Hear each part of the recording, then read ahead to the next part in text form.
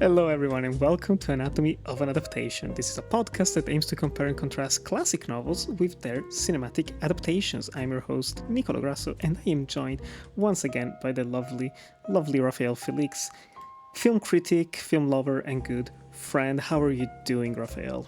It's a lovely day to embarrass ourselves. Yes! Today, just like almost like a year ago, by the time this episode comes out, it's almost a year apart from our conversation on Solaris, which was similarly a hard sci-fi Yeah, story, it was. with a movie that leaned more towards the poetic, the philosophical. And today we're kind of doing the same, in a way, sort of. Ish. Ish. Because, of course, today we're talking about the 1998 novella by Ted Chiang called Story of Your Life, and the 2016 adaptation directed by Denis Villeneuve, written by Kerry Kaiserer, Arrival. What day is it? Do you know, baby? Sunday? Are you gonna leave me like Daddy did? Oh, Hannah, honey, your daddy didn't leave you. You're gonna see him this weekend. He doesn't look at me the same way anymore. It's my fault. I told him something that he wasn't ready to hear. What? Believe it or not, I know something that's going to happen. I can't explain how I know, I just do. And when I told your daddy, he got really mad. And he said I made the wrong choice. This was my first time reading anything by Ted Chiang. I think both of us, we can already kind of like spoil it. We come to this as fans of Arrival. We watched it when it came out. We knew it was based on a novella, but we didn't read it up until this podcast. And I actually got a copy of Stories of Your Life, the whole collection of short stories that came out circa 2002. And I was starting to read some others after finishing Story of Your Life, thinking, okay, this was interesting, this was compelling, this was dense. Let's see how the others are. And I don't want to say that they are impenetrable, but they are much heavier than Story of Your Life. So I might put it to the side for the time being and come back to it in the future. I'm curious, what was your experience reading Story of Your Life? Um, Unlike you, I haven't picked up the rest of the short stories. Um, but this is one of those things where when you've seen a film first, you kind of try to put the imagery that the film brought to your head into the short story. And what you can see on the story of her life is that it's very heavy inner dialogue. So there is not much imagery on it. There's no picking up on the logograms or how they look like. There is not that much on it. So you kind of rely on the imaginary that the film created for it. Yeah. So the two experiences are kind of intertwined, I would say. However, I thought the way it was written, it was so profoundly beautiful. And it works very well when you watch the film as well, because I think the way the film is edited, it kind of mirrors the way the book is also composed, which is a very interesting way that I think we'll be definitely be talking about when we talk about the film. But I found it so beautiful, so poetic, so I don't know. It kind of moved me to tears a couple of times. The short story, the way it's written, especially, really moved me. Mhm. But I think we'll be able to dig deeper a bit on that. Yeah, same.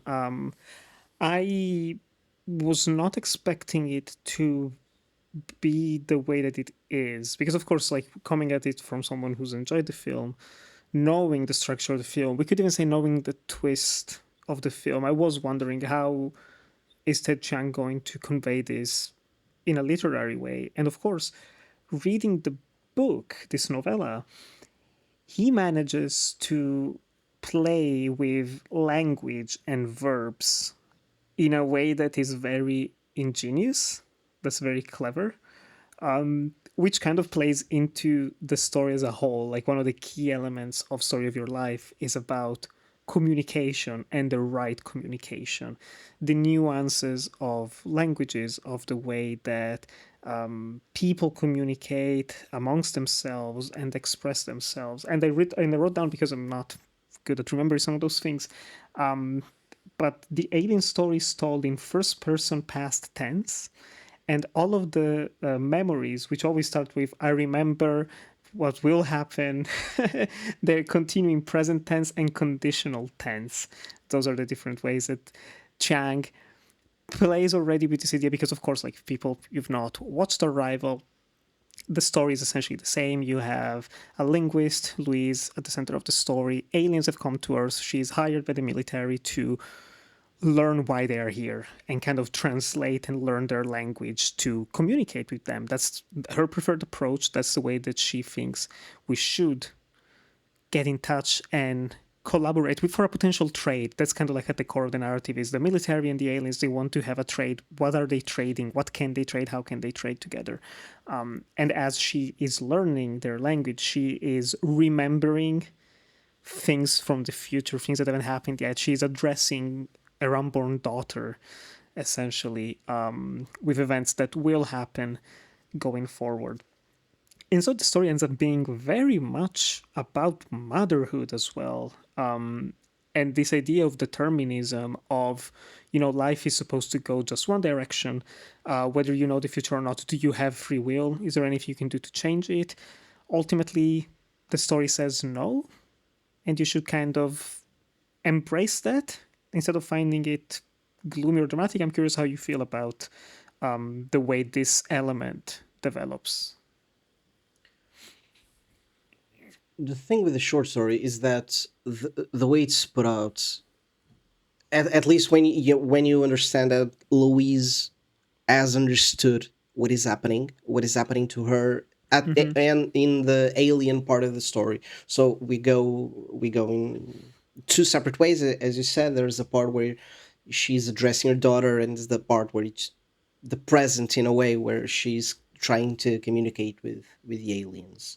And what is clear after she understands exactly what this means, that she can kind of understand the future, is that you have to have 2 points: the beginning and the ending. And yes, there is a part of it that is deterministic, so you are unable to run away from what is happening, because it becomes a performance for her. The book itself, in a very clever way, I would say, the way it's written, again, um, is putting it in a way that she's performing what needs to Mm, happen for the future to go on. Um, but there is a part of it where is the embrace every moment of it, where she's trying to fulfill the journey and feel the journey more than the end point of it, even though that that. I think that part of it is much more developed in the film. um Not in a particularly, not in a better way, I would say, but it's different and it's more extended yeah. on the film. But I think that part of the determinism of it is, I would agree with you, there is a part of it that the book, the short story, kind of accepts it, and it accepts the way that destiny is kind of, you can't really run away from it. But it asks you a different thing, is that most of the times when we talk about determinism, is like the lack of free will, and Mm-hmm. how bound we are to the things that we must do to fulfill that endpoint that you inevitably will get.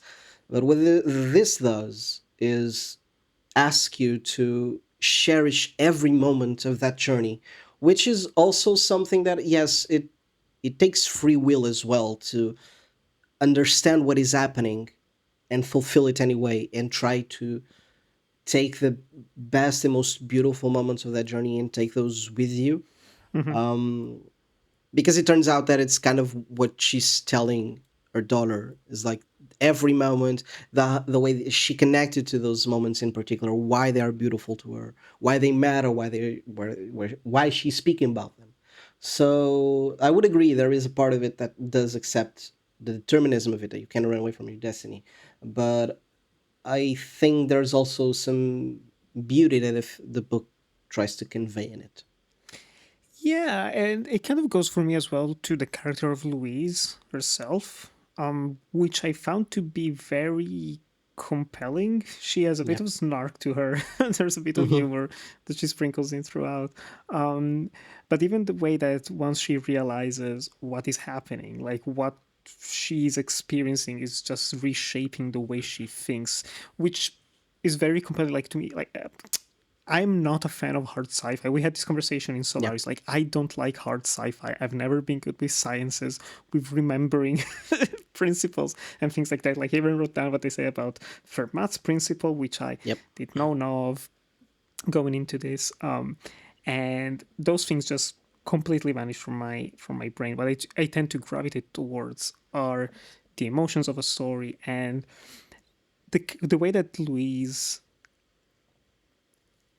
is flawed in this story. The way that she realizes what is happening, she starts to understand what's going to happen in the future. In this case, her daughter, she's going to be 25 years old. She loves climbing, and she's going to die in a climbing accident. Something which is just pure unluck. Something that cannot be controlled, something you cannot do anything with. And throughout the story, there's a couple of points where she mentions, like, I'm gonna try saving you and stopping you from actually doing this because it's dangerous. When you're a child, I'm going to stop you from climbing on top of things. And actually, maybe what I'm trying to do to prevent the future in some ways, kind of like an Oedipus complex, where the more you try to stop something from happening, it is doomed to happen. It played into the whole tragedy of the piece, and even those theoretical elements that are lean more towards philosophical thinking than Yep. scientific thinking. About I don't remember if that's the exact name, like the Book of All Knowledge or something like that. Like if the whole But the history of the Book of world, Ages. the Book of Ages, that's the name, that's Yeah. the one. The Book of Ages, the idea that if you were able to read it and find yourself in it, reading the book and knowing what will happen in the Yeah. future, is this just bound to like, would we have free will or not? Like all those conversations were really, really engaging, touching. I don't know how you felt about some of the rest of the science because it Yeah. gets very knee deep into linguistics. Like Ted Chiang, bless him, he has a brain on him. Yeah. He's He's an a engineer as well. He does this. he This is kind of his researches. job. He's a Yeah. scholar. Like, Yeah. he's not just your average guy who wakes up and has an idea for a sci-fi story. He's a proper Yeah. researcher. So He knows what he's talking about. I read a bit around him, and I've seen a couple of interviews with him as well, and how he came up with a story. The focus for him was trying to find a way to convey a story, where when you try to he wanted to say to tell a story about someone who knows the future and cannot run away from it. So he kind of found the way to language, but he's a physicist as well. He's an engineer for what I understand. So everything around science is actually comes up in his work, and you probably know this even better than me because you've read another pieces of the short stories as well. But the way he brings in the scientific part is very philosophical in a way. It's very techy and it's very heavy scientifically. There is a whole part where they are talking about the causal principles and the variational principles, where the causal ones it's like we think. It's like uh, X causes Y and Y causes Z. So you go mhm. around and everything is a cause for anything. And then he flips it around and says, actually, there's another way, much more teleological is the word he uses, a teleological way to look at physics, which is more in I don't know, in a belief kind of system.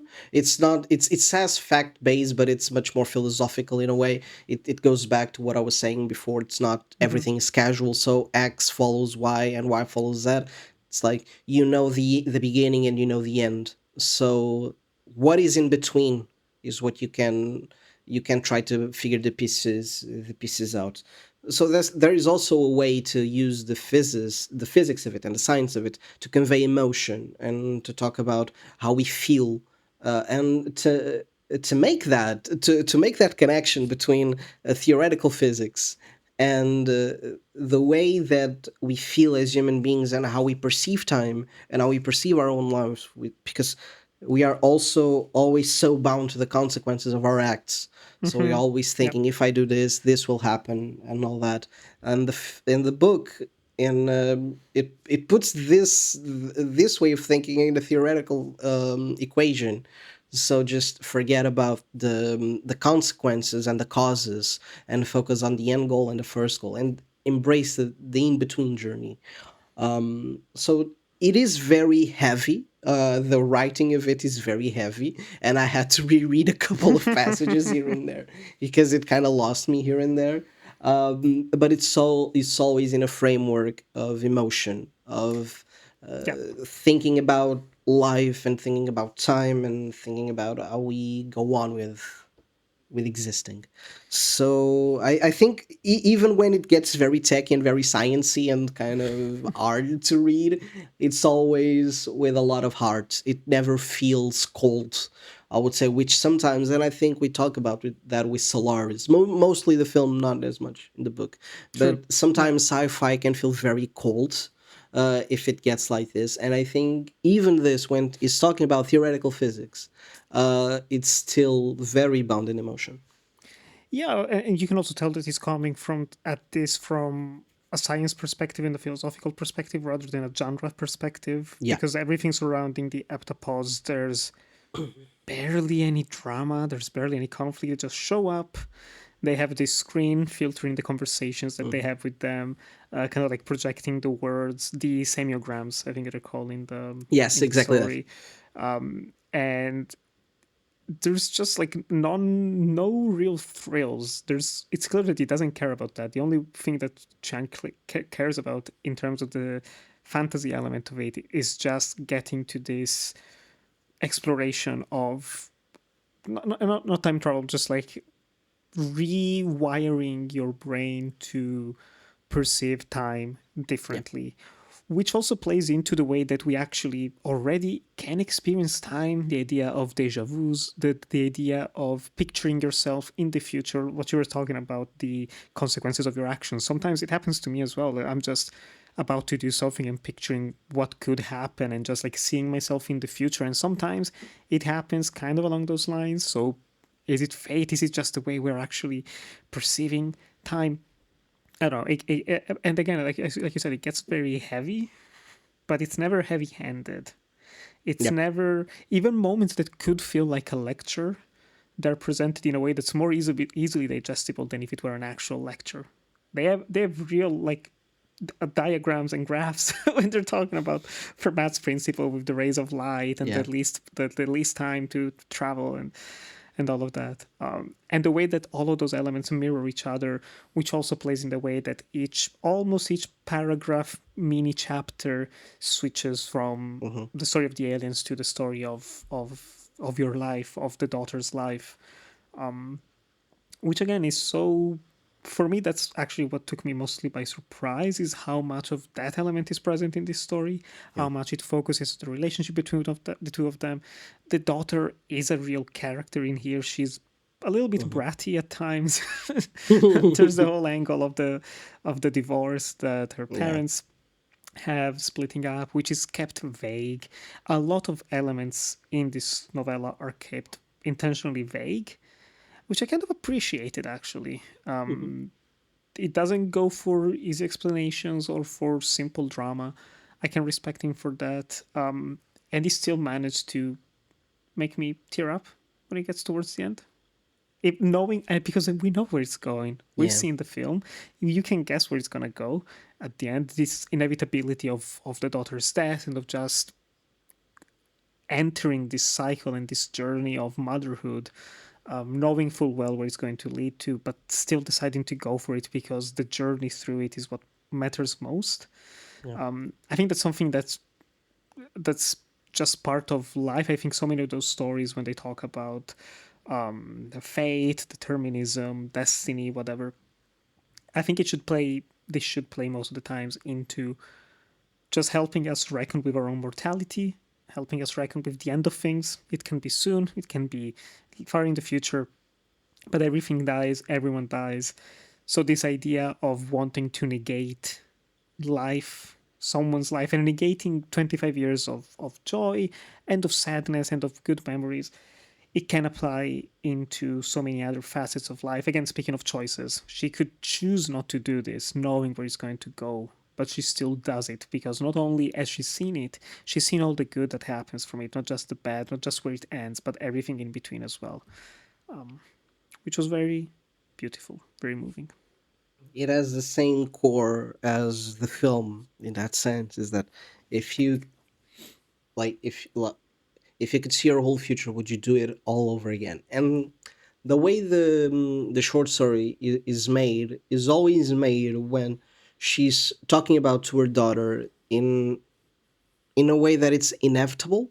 So Mm-hmm. she's always talking to her like, you will do this and you will feel this. And she knows full well of this. And the way it's written, I think it feels there is an absolute acceptance of that journey because she's performing all of that.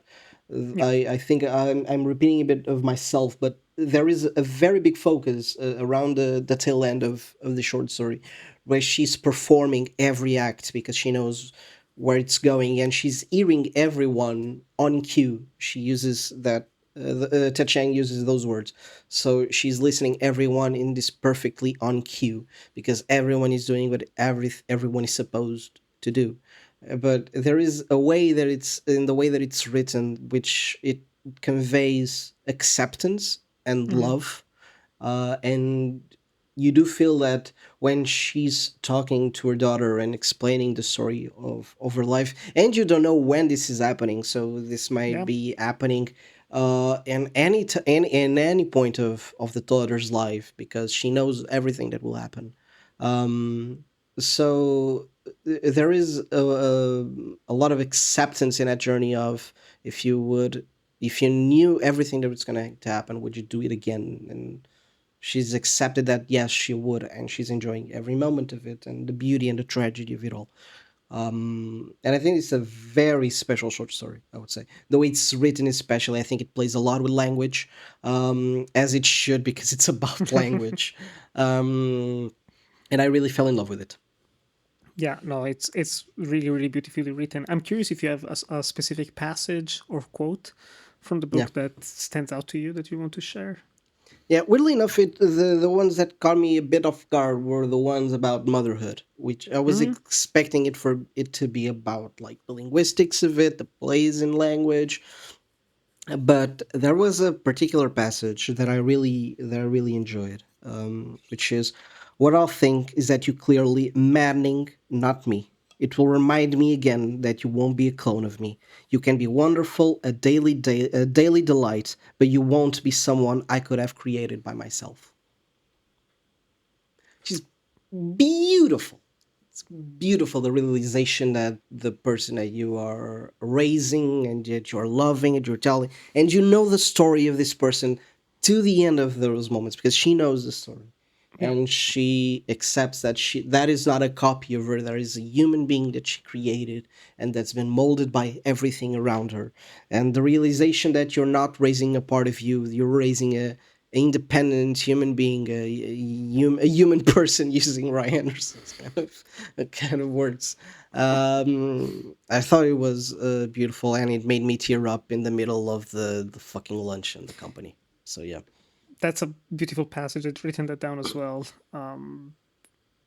And those all those moments of where she just has to come to terms with this and remind herself of the difference and of how powerless she is in a way, but still she is a mother and she has certain obligations, but certain things she also wants to do herself for her daughter was really beautiful. I wrote down two of them, two passages as well. There was one about freedom that's about slightly longer that I wanted to kind of quickly read out as well. That goes, freedom isn't an illusion. It's perfectly real in the context of sequential consciousness. Within the context of simultaneous consciousness, freedom is not meaningful, but neither is coercion. It's simply a different context, no more or less valid than the other. It's like that famous optical illusion, the drawing of either an elegant young woman, face turned away from the viewer, or a wart-nosed crone, chin tucked down on her chest. There's no correct interpretation. Both are equally valid, but you can't see both at the same time, which is one of those passages that plays and talks about those ideas of free will and the way that she's reshaping her own mind. And it kind of plays into my actual favorite quote from the book, which is the second to last paragraph. From the beginning, I knew my destination, and I chose my route accordingly. But am I working toward an extreme of joy or of pain? Will I achieve a minimum or a maximum? And I love that he just leaves you with Yeah. this idea. There's no right or wrong. There's Mm-hmm. no ultimate answer. If anything, it's a cliche that's misinterpreted most of the times, that the Mm-hmm. best stories don't give you answers, they leave you with questions. Yes. This is one of those questions Exactly. that just hits you in the feels, stays with you. It's been a few days since I've read the story.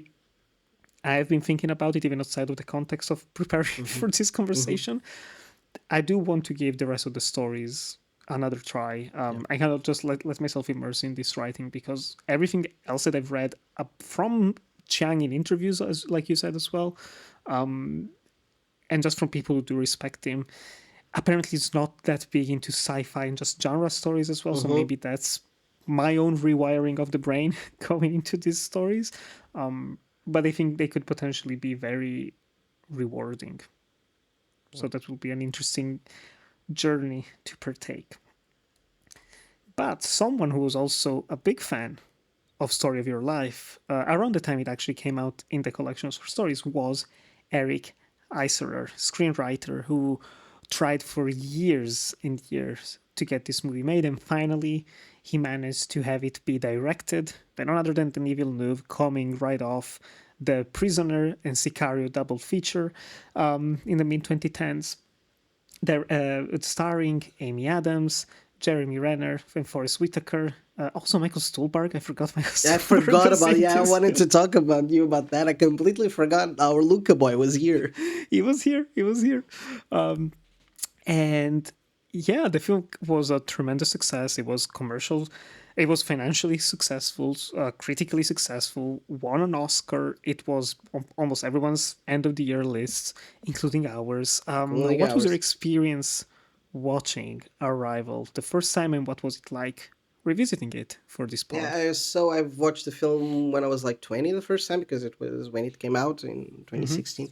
It's very, very daunting that 2016 was 10 years ago, 10 though. years ago, yeah. It really We can kind of say makes 9 years ago because it was the end of 2016. Yeah, I guess if that makes you sleep at night, sure, Sure. why not? Sure. It makes me sad as hell. But I remember watching it and being completely moved, touched, brought to tears in a completely violent way. Around it, I loved every second of the film. At that point, I don't think that I've had seen a lot of Denis Villeneuve films. I think it Hmm. was Arrival that picked me up for the rest of his filmography, even the ones that were commercially success, like Sicario was also in Oscar conversations. Yeah. Prisoners, I don't think so, but it was like with two big heavy hitters with Hugh Jackman and Gyllenhaal. So he was making turns right after Incendies, which was 2011 or 29 or something like that. 09, something around 2010. those times. It's 10, okay, so it was right in the middle of it. Right in. But I remember watching it and was completely shocked because I was still in the beginning of like this cinematic journey, let's put it like that, where you understand and try to find film and discover what you like. And it was a kind of sci-fi that I wasn't expecting. It's not Mm. new to have this kind of sci-fi. We have the Solaris of this. We have the 2001s. You have the Moons. You have stuff like this. But not those films usually don't end up in these commercial conversations of the Oscars and stuff like that. That was what shocked me. It was that piece of sci-fi was speaking to me in a completely emotional way that was not focusing around the sci-fi, it was focusing around the emotions around it. And the beautiful part of sci-fi, as is with horror as well, we've talked about in other episodes, it's like they can use a concept, an imaginary concept, and work around the things that our anxieties that we can really express through reality. So we use Yeah. the framework of sci-fi and horror to use imaginary ways to understand the emotions that we're having. And Arrival was that kind of film. It was not about the ships. It was not about the aliens. It was about communication, language, emotion, determinism, love as well. So it really completely got me off guard. And it stuck with me ever since. I have one of the semiographs tattooed on my arm. So this was definitely a film that I completely fell in love the first time that I've seen. I've seen it 3 or 4 times. We were discussing this on off the record. I don't know if it's the third or the fourth, but I can see some cracks now that I didn't get on the Mm. first watches, but the core of it is still something that really resonates with me in a deep emotional way. Yeah, I share much of this history actually. I remember like 2016 was the first year I actively used Letterboxd, and it was the first year where it was like, oh my god, I'm watching so many movies and I'm discovering so many Yeah. films. Like it was, I remember like it was probably the last year I was really hyped up for new movies coming out. I remember like waiting for La La Land, waiting for Hmm. Arrival, waiting for Moonlight, and Moonlight. Arrival especially. I actually was already a Villeneuve fan because even in high school, like this was almost the last year of was the last year of high school. I was actually starting university when I watched this. But in high school, like some of my classmates were big fans of Hugh Jackman, and when Prisoners was announced, they were already looking forward to it, and so we went to watch it in 2013. I remember going to the cinema to see Sicario as well, thinking, "Oh, I've loved Prisoners. I'd seen Enemy as well." And being blown away. Like I don't know if Sicario is actually the best Denis Villeneuve film, but it has been at the top of my list Hmm. kind of since 2015. Probably it's just bias for when I watched it when I was young. It's kind of like Django Unchained for Tarantino. It's just one of those things where I watched it at the right time of my movie watching experience. And even Arrival, even though I was not a fan of like hard like sci-fi in general, I never gravitated towards it, even in terms of filmmaking. But I watched it and it took me completely off guard, caught me off guard. Even the opening, people compare it to like the It's up opening. beautiful. The first time you watch it, like I Yeah. genuinely wish I was reading some other reviews as well from people over the past couple of years. Many share the same feeling that they wish they could rewatch this for the first Yes. time. And I was thinking that because I remember the first time seeing it, like already I'm tearing up. We're like 5 minutes Yeah. into the movie, the Max Richter score kicks in, Yeah. the narration, the beauty shots of nature and life, and this mother daughter relationship. And that's already one of the key differences that I think is very clever after having read the novella. Because you're reading this novella and it plays with language in very clever ways. How can you play with language in a film? Film is a visual medium. How do you play with that? Editing. Editing. Yes. Editing, montage. You start off with this montage of the mother daughter relationship, cut to aliens have arrived on Earth. We're used to thinking sequentially in a linear manner, Hmm. what we are talking about as well before. So it's like, okay, this has happened in the past. Now we're going onward. There's a little bits and pieces here, like when they're doing the tests and they Hmm. ask, like, are you pregnant? She says no. She gives a weird glance to the scientist, and it's like, okay, yeah, she's not. She doesn't want to talk about it because she's already lost her daughter. It's a bit personal. But that's not it. That's actually the whole thing of, oh, she's actually seeing the future and she's remembering things that will happen. I do agree with you as well that some of the cracks are starting to show. I think we can actually, why don't we even just go into the cracks? I mean, I can say it's a very, very shallow, but I need to point it out. Some of the effects don't hold up that well. There's like a couple of pieces in here where the floating heads are rough. Floating heads, digidoubles. But this is just because we're watching it on the 4K screens, super Hmm. close. We've seen it many times. It's not ruining the film. But I also don't think, especially after having read the novella, I don't think so much of the military drama and thrills are needed. I think there's interesting window dressing here for sure. I don't necessarily think it's needed for the core of the story. Everything about, like, the disillusioned soldiers getting roped in with the right-wing podcasters, doing the little suicide mission and blowing up the ship. One of the aliens gets one of the heptapods gets killed. Yeah, it's fine. We need to end with a bit of a thrilling chase, but it's all very subdued. It's all very restrained. I think it works. I wouldn't say this is a thing that doesn't work on a rewatch, not at all. But it's definitely a step down from when I last watched it in 2018, like 8 years ago. What were some of your problems with the film This this is time very around? boring because it's the same problems. There you go. It's very boring. Yeah, I think looking at this and looking at the kind of budget that the film needed, I think they kind of had to make some compromises. So you have to have this kind of drama, the military drama, the United States kind of kind of way to looking at Military it. industrial Yeah, the complex. military, of course, and you have the same players as you always do. So you have the heroic Americans, you have the Chinese, you have the Russians that are killing some people that are leaking information. You Oh have yeah. that stuff. You have that stuff because you need to justify the use of the film. I can see it right through it that is the mechanism of Hollywood working to for this film to exist. We need to have this kind of drama because there is no way, and there is part of it that it's true. There is no way this would happen and the military wouldn't be all over it. So I'm not completely against the way it's put out, so the way that it's constructed, but I think some of the drama that goes with it, so the General Chiang kind of thing, the Russians killing people that are leaking information, the right-wing podcasters and all that, I think that's is something that we can put to the side. I think it would work, but I think it's something that needed to happen for the film to exist in a logistic way. I don't think I think it's the worst part of the film, and I think sometimes it took me away from it.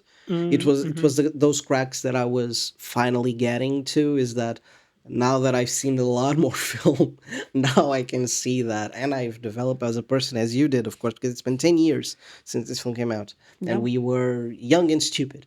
Or less smart, let's put it like that. I was stupid, you were less smart.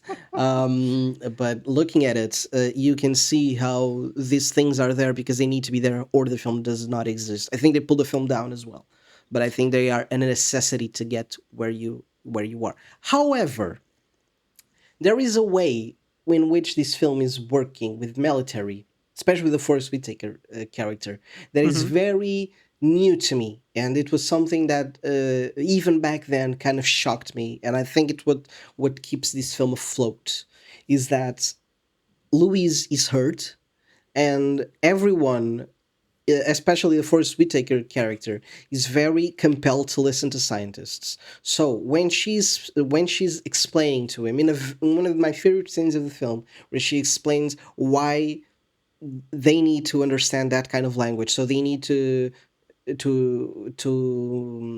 teach the aptopods to learn the words eat, walk, and all that. And it was like, these are baby words. How is this helpful? She explains to him why those words are needed.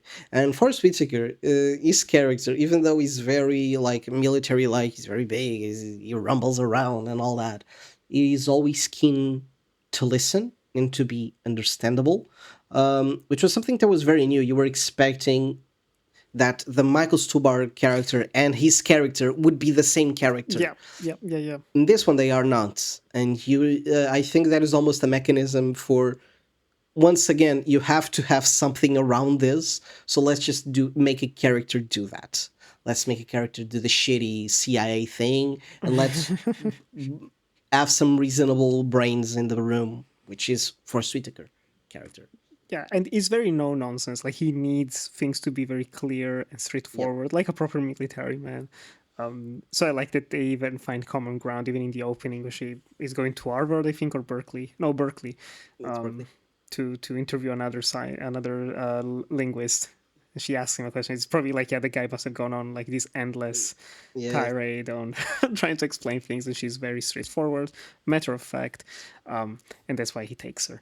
And even like I do like the entire cast in a way. I still think it's weird to see Jeremy Renner. Jeremy Renner, yeah. It's just it's a sore thumb in this. It's not. He's not. I do like him. Just don't get me wrong. I like Jeremy Renner. I think he's a very. I think he's Okay, a good okay actor. Like a it's good okay. actor. It's fine. I don't feel the chemistry much here between him and um, Amy Amy Adams. I think Adams, Amy Adams is fantastic. I think fantastic. Yeah. one of the biggest mistakes in film releasing, like, I mean, we don't care that much about the Oscars, but she's someone that people have been wanting to get an Oscar for Hmm. years. And one of the biggest problems in film releasing ever is that both this and Nocturnal Animals, two of her Came out best at the same performances, time. came out at the same time. And so the votes were split. Like, everyone was like, I love Amy Adams, just choose the movie. No one rallied around just one movie, so the votes were split and she didn't win. I don't even remember who She won was that not year. nominated, I think. She was not even nominated. No, no, no. That's the reason. I remember, like, there were interviews with people, like, she was the most nominated actress, like, generally speaking, but the But votes in were two so films, split between the two films, she didn't enter the top five. Because she's great. And I do like that she's, they don't make her as, I don't want to say joke. It's not like she's a fun character in the book. I don't want to make it sound like she's straight out of a Marvel movie, but she has she's a much, personality. she has a personality. She's much more lighthearted. In here, she's more serious. She's more stern. She's more focused, but in a way that works, especially to counterbalance some of the potential testosterone of the story. Because after all, it is a movie about the military, which the story itself isn't really that Yeah. much. In here, there's a big focus on the military, on international politics, to the point that for me, if I had to pick like one big change, is that the book is about those philosophical ideas and determinism and free will. I don't think there's much about free will in the film itself. It is present, it is an element, but everything is more about communication. Communication, yeah. Communication I would across agree with that. cultures. Yeah. And again, like, this is one of those, like, I like the change, even though I don't like how it's necessarily presented. They do explain a lot. They explain pretty much everything in here. The heptapods straight up come out and tell her, here's why we're here. We're gonna need humanity's help in 3,000 years, and we know how Yeah. time works, and we need to do this in order for you to just improve as a society, and you need to band together, which is very clever. And I like that. I like the entire idea, which, again, this came out 10 years ago at this point, almost 10 years ago. Things have only gotten worse in terms of international politics and relationships. This feels very Obama era coded still, with some of those It's optimism. just optimism, yeah. It's optimism in this. It's like, we need to work together and fight for our differences and not get stuck in paranoia and fear, but actually be collaborating and Yeah. trading with each other. I very much like that. And I think it leads to one of the best parts of the movie as well. I do think, even though the climax is a bit low key, I do like how everything culminates, and the conversation with the general and those final moments, I think, are very effective. I think though I think the end of the film is still some of the best work that I've seen Denis do in a particular scene, because I think it comes up together. Even though you cannot really make sense of it, I think that is the point of it, in a way, because you are not supposed to understand this kind of thought because it's non-linear again. So Yeah. it's very hard to put the pieces together in this, because she's using the knowledge of the past, of the future, to influence the past. So you cannot explain how this guy knows. It's a thing. It's a thing. It's there, but it's kind of hard. If you put a lot of thought in that, it will maybe in your head fall apart. But I don't think it does. I think it's just a different way of thinking, and the film is using that element with the editing to do that work. I would agree with you that some of this film is something that the short story is not, which is heavy ended. At some points, the film really turns to you, especially in the end. There is some montages in the middle of the film where they need to explain some stuff, and Jeremy Renner is narrating some stuff, and I do kind of understand that, because you need to pick up the pace Hmm. of the film. You need to get through that, because there's elements in those conversations that are spread out through the short story, but they don't culminate in anything in here. They do need to culminate into something, because let's be also be very clear about this, because I think this is very much a true statement about the book. It's not a super easy short story to adapt. It's a lot of inner dialogue, and there is not much meat in the bone dramatically. So it's very philosophical, but dramatically, there is not that much in there.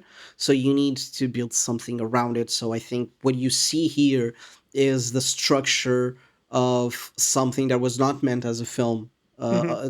to open space to have the same discussions as the book is having. I think you are right. I think this one is much more about the communication and the language. And I was always fascinated by one of the key central parts of this and of the short story is that the way the language that you speak and the way you use language really has um, a powerful way of mixing the way you think, Hmm. and it's very much one derives from the other. And I think both of we are, because you're right. I do right as well. So we do have some passion for language and how it can be powerful. And the way this is put together, it's like language does have a meaning in the way you think and the way the world works and the way that you can shape the world. Words have meaning. Hmm. That is a big part of it. Although I think that that part you're saying about the determinism and all that is not here that much. The philosophical part, maybe not, because it's not stated, but I think the way the editing is working and the way she's understanding and usually sound that is something that I appreciate, is that Amy Adams' character does not have a conversation about her daughter and all that. It's something that is always conveyed through the editing Hmm. and through the moments where you're seeing through the film. It So feels I like think memories, like all those moments when it jumps in time. Mhm.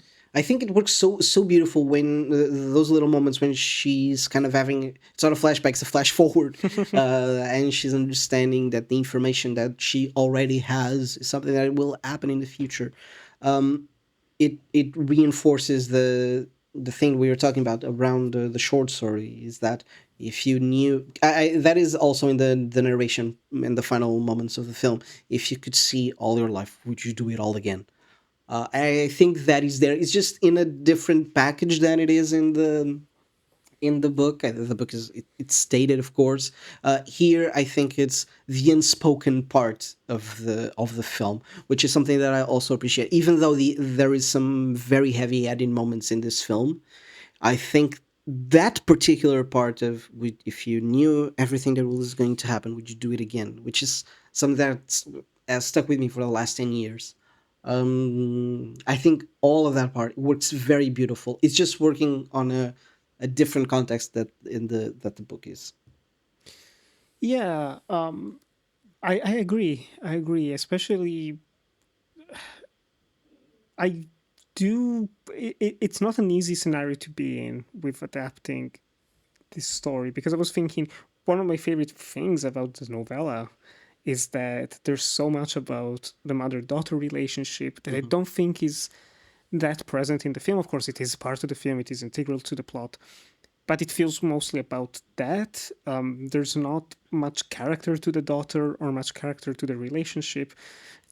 I don't think the actress they got is even that It's not good. great. It's not the best kid actor you could get. What was the thing? I don't know. It's just like Mm, very bland. In the mm, book, it says she has a personality. You can feel yeah, the yeah, fire behind her. But anyway, like that's fine. So I can't blame them for making a film that's more commercial without sacrificing the artistic intent, yeah. which is both. Like, I mean, they take, I want to say it's almost 10 to 15 minutes for the entire entering the spaceship and Yes. meeting the heptapods for the first time sequence. It's all done so slow, so methodically. It's just really good craft. The Bradford Young cinematography, the rotating set, the music by Jon Johansson. It's just like everything is coming together to create those scenes that just are not cannot convey in a book. This sense of wonder and awe and slowly lifting up into this vertical spaceship. Hmm. It's good stuff. So I'm watching those things, some of those parts, and thinking, I mean, those are not in the book, and they work because of the film. If anything, I kind of, I can, I need to separate the two. the titles are also different. It was supposed to be Yeah. called Story of Your Life initially, Story of but of life. Yeah. course, no one would watch a movie called Story of Your Life that's Yes. about aliens. It would not have made it nearly as much money as it did. But what we do end up getting, if I look at it as two different pieces that kind of work in conversation with each other, I can appreciate the differences and the changes, even the more dramatic ones and thrilling ones that the film Hmm. does that I don't necessarily love per se, but still Yeah. work and are more than serviceable. Yeah. I don't know how you feel about this. I think I accept the flaws of the film for what the film brings to the short story, because I think the core of the story and the emotions of it are still there. This film still makes me cry like a baby. I curled up in bed after Same. watching it, so it emotionally does work. And let's not give for granted how beautifully this is directed. So the world building of this, the production design is beautiful. The way it's shot, it's beautiful. I actually forgot this is not shot by Roger Deakins. Roger Yeah. Deakins only shot Prisoners and Sicario Blade Runner. and I'm yes, and then Prisoners. Blade Yeah, Runner. it's correct. I think it is Sicario as well. Yeah, yeah, yeah. Um, but this one, the way it's so dark and bluish around the military sites, and then you go to the spaceship, and it's all black and white, and it's such a stark contrast. The way everything is, the production design works, it feels alien, it feels different, it feels something like we've not seen before. The even the designs of the heptapods are, yes, you can kind of look at it in some ways like they are octopuses, but then you go into the spaceship and you see that the way they are developed is much different. You just see Yeah. the pods part. So the music and the way the music is mixed with the sound design, sometimes it's something that is very beautiful, because there was a lot of moments where I did not get if what I was getting was sound design, it was something that was around the environment, or it was actually the Johan Johansson score. Yeah. So yes, I think when you watch this film, and I think you will share this with me, when they announced that Denis Villeneuve was doing Blade Runner 2049, you were like, yes, of course, he understands this. This is what he does. We were talking yesterday, I think, when you said you kind of, no, I think I read it on your letterbox review. You kind of miss when Denis was doing smaller This is my films. hot take. I miss him. I was looking at this and I Hmm. was thinking back to Polytechnique, Prisoners, Yep. Anson and even Sicario, to be honest. I'm glad he made Blade Runner. I'm glad he's knee deep in a Dune trilogy and then he's doing Bond. Great, good for him. He's living the dream. Yes. If I think like if you're Yes. a 20-year-old Canadian who loves reading Dune and watching the Lynch film and who's been watching And the who James made Bond, two very shitty films in the beginning of your it's career, very by the shitty. Yeah. way. Like you're going to the cinema to watch Blade Runner, you're never going to think you're going to be directing a sequel 30 Yeah. years in the future. So bless him. I'm so happy for him. But I do wish, similarly to what Del Toro kind of wants to do now, now that he's done with Frankenstein, he wants to go Hmm. back to basics, something smaller. I do wish he could go back to something like this, something that's more intimate, something that's just, which is not to say that the Dune films don't have intimate moments or Blade Runner. I think those are very good films, of course. But there's just something here, man, that's special. That's so special. And I wish we could get that again. If he can translate it to The Last Dune to be a perfect trilogy, great. If he can bring it to James Bond in 3 years from now, God knows when that Yeah. comes out, even better. But yeah, I miss him. I it's one of those things, because I think his filmography is a blessing, is an Yeah, absolute blessing. If you think the films that he's done after Polytechnic, including Polytechnic, by the way, including. Polytechnic is a great film, but Incendie is an astonishing film. Prisoners, Enemy, those are some of the best films, at least made around, not Incendie, but at least Prisoners and Sicario were studio films. But what do you think about the cinema that is being made in the United States and all that? Those are films that you think about, the new films. I understand kind of what you're saying, that you kind of miss him doing this, but I think he really relishes and is is in his element when he has the money Yes. to actually make the blockbuster kind of sci-fi which he's doing with, Hmm. because Blade Runner, I still believe that Blade Runner 2049 is something that I like more than I like the original Blade Runner. And I think it goes deeply and emotionally as well as does Arrival. I think it does. It just resonates with me in a different way, but I think Yeah. it's there.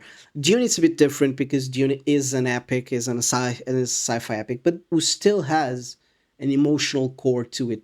That is what I think it brings to this table, and I think that is why maybe I really don't mind if he keeps playing in studio and Yeah. doing this kind of stuff, because for what we are seeing and let's not give this for granted, because there are a lot of people doing big movies who are kind of shit.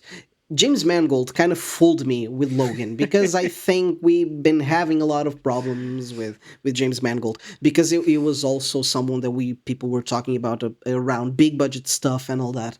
But Yeah. as of now, if you think of like the Spielberg kind of film, the big sci-fi stuff, if you want to put it like that, is the guy right now, is the guy who you put money, is like the Christopher Nolan. As of now, people have been comparing them for a couple of years now, and I think justifiably, though, I think Denis has a completely different tackle on character that Nolan does not have. But what they do both share is a way of using budget to make amazing films like that you want to watch in the big screen. Hmm. And I think as of now he plays with that in a way that no one is doing. I think what he's done with Dune, even though I don't think those are his best films, I think it's an absolute miracle what he's done with those two films. I think Blade Runner is a sequel that no one expected to be just the astonishing piece of filmmaking that it was. So I am And less commercially successful, I think, than Arrival was. yes, yes, I yes, will it never was. It was a forget going opening complete flop. weekend. Two people, no, three people, including me and my friend who I was with. It was just that in Yeah, the I biggest think screen I've seen it possible. like in with like 3 or 4 people in the cinema as well back then. But I'm getting I'm mumbling as of now. But I still think, even though if Denis does not want to make this kind of film again, and let's put like Arrival is not a small film by any means. It's already bigger than Prisoners and Sicario. Sicario already has a couple of to it, like the chase scenes and all Hmm. that. You can feel it. It's getting bigger, but I think I really do that it does epic in a very unique way today. I don't think anyone is doing that as he is as of now. So if he's the guy to bring blockbusters up and do interesting stuff with it, let it be Denis Villeneuve, and I'll be completely okay with that. Yeah, and to kind of bring it back to Arrival as well, even though we've criticized some of the narrative choices, Yep. more related to the screenplay, to be honest, not attacking the direction. If Mhm. anything, immense restraint to have. Yes, I want to say there's 100%. just the one explosion that's also very short lived. Yeah. And that's it in terms of like actual spectacle of like action and thrills. You don't even see the guns being fired. There's not like You know, a shootout sequence of 1 or 2 minutes heat style of the for what it soldiers. is, it's because you have such a lot of military apparatus around it, and the film is very well behaved on that sense. Because once again, I think Denis Villeneuve is a guy who, as we are speaking in the beginning, uses sci-fi to convey emotions, Hmm. and that is his focus. That is why everything is very understated. Blade Runner is the exact same.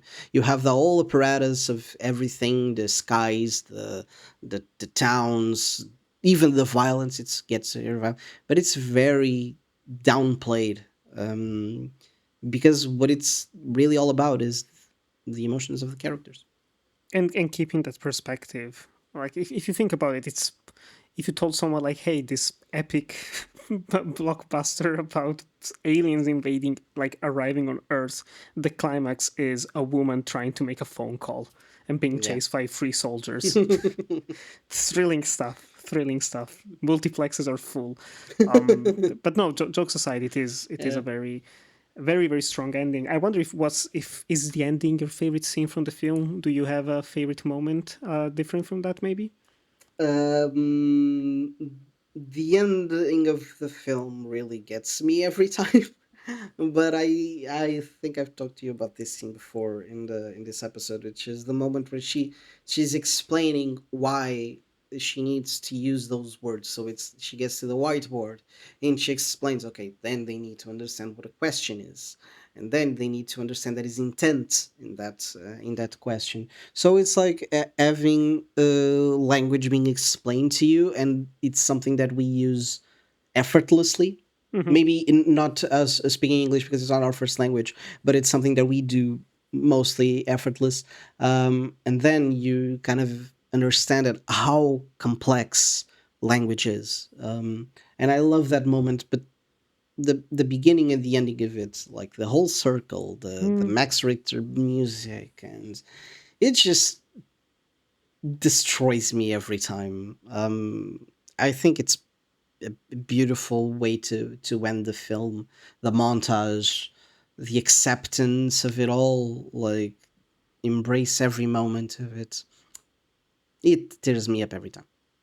yeah, yeah, yeah. No, those are great. Both like, and also it plays into the whole palindrome idea. Ah, it's Like the something girl that we is named. didn't talk about. It was a nice thing to add, I would say. Yeah, yeah, yeah. Nice addition. Like the daughter is called Hannah with an H beginning and end. The Max Richter score is a palindrome with the main strings that kind of you can reverse them and they would play exactly the same.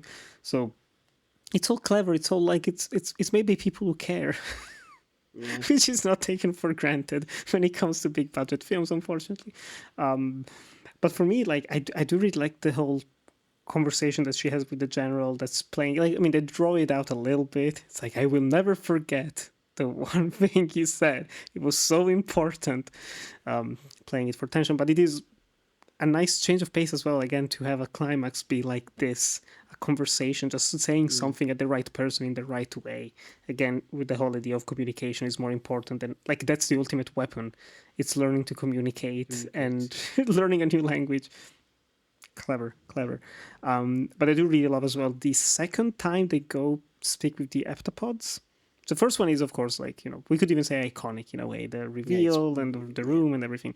But the second time when they go talk to Abbott and Costello and they come out of the suit and actually approach the thin veil of film that's separating them, it's so much just cinema. Like the novel is beautifully written and the passages are gorgeous. The film is just beautifully composed. Like those moments even of silence are so impactful. And that's one of my favorites scenes. But now I'm curious. For once, I don't think I know the answer. Neither do I, though. It's the thing. Which version do you prefer? Do you prefer Story of Your Life by Ted Chiang, or do you prefer Arrival by Denis Villeneuve and Eric Iser? I think this is probably the hard one. This It's that one of we've the done hardest so we've had far. so Yeah, far. I'm having a lot of time, a lot of a hard time figuring out because there's something about the visual language of Arrival that has always stuck with me. Like the logograms, as I said, I have one tattooed on my arm. There is something about the way the film is presented that is beautiful and has stuck with me for 10 years. Although the short story, for the way it's written, really moved me. So It grows on you as well. I don't know. As you, I have not stopped thinking about it. The short story, and I've already finished it a couple of days ago, and I still think about it. I don't know, mate. I if I had to be very emotional about it, I would say the film because it's something that I know and it is something that is comforting to me. And it's And you've something that spent a long is time with it at this yes, point. and I've seen the film a lot of times as well. But I think that both of them give different hearts to it. With uh, the visual language of Arrival as of now is really embedded in a way that I'm reading the Ted Chiang short story, so I have a hard time figuring it out. But I would say if I had a point into my head, I would say Arrival, but it's not. It's not definite in any way. I yeah, I understand your hesitation because I was thinking about it as well going into this, and I think I might actually go for the story. Hmm. Um, I think, in a way, maybe because the story is newer, so it feels fresher. Hmm. Um, I don't want to say that Arrival is one of those movies that doesn't work on rewatch because that would be a lie. I've seen it 5 times at this point over a decade. And I was seeing so many people that rewatch it and they're always like 5 stars, one of the best films ever made. Like it is a film that people go back to. We've both gone back to it. But either I've changed and that's why it didn't work as well as it used to do. Or maybe just reading the story gave me something new, gave me something deeper, or that impacted me in a way I was not expecting, that I felt was missing from the film. And I have to say, in 2016, I believe this was the first time I consciously heard on the nature of daylight. At this point, it should be illegal for it to be used. I know, like, you have talked negatively about Hamnet using it. I've Hamnet. not seen it yet, but I'm dreading already going into the film, hearing those strings and experiencing like people around me probably crying when those start up. And me just thinking cynically, but like it's been used in Last of Us. It was used. It was used in Yeah, Handmaid's it Tale. was. It's in so many. I think it peaked with Arrival. It wasn't the first one to use it, but it was very notable. It works really well. It works thematically. Hearing it again now feels almost cynical. It's like when you hear, like when you watch one of those early 2000 films and there's an Enya song. It's Yeah. like, oh god, they're going for the feels. Again. It's like again. It's a joke by this point, which is unfortunate because it is a beautiful piece of music. But alas, I cannot deny it took something away from this rewatch. But that's on a purely personal level. Hmm. I cannot blame them for reusing a very good piece of orchestral music. So yeah, I think I'm going to pick the story for once, not the film. Change of pace, change of Yeah, and we direction. usually agree this And we time. usually agree. You're right. Yeah, even You're right. though You're right. once again, I'm not really certain about my answer, and I think that is speaking a lot about the quality of the short story, and as you said, Yes. how I changed, because this one has stuck with me for a couple of years ago, and now I see the cracks in it.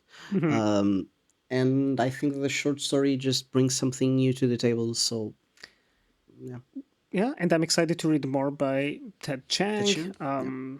If listeners have any recommendations, please send them in. I'd be interested to see what people think. Um, and with that, this is the end of this episode of the Anatomy of an Adaptation podcast. Where can listeners find you, Rafael, and your work if they want to keep up with your writing and movie So viewing? I am very deep into movie going now because I do love film, and also, of course, I'm on Letterboxd on RJR Felix. You can also find me in filcondutor.com.pt. We can write in Portuguese, but you can use Google Translate as our good brother Nico does. That's it. Hey, meanwhile, you can follow me on Instagram and pretty much everywhere, Letterboxd as well, at NikiGro97. You can watch my films on YouTube and Vimeo at Enjoy the Movies, and you can follow this very podcast on Instagram at Anatomy of Adaptation Pod to stay up to date with any and all upcoming episodes. With that, we hope you have a fantabulous day, and we hope to see you again soon. Goodbye.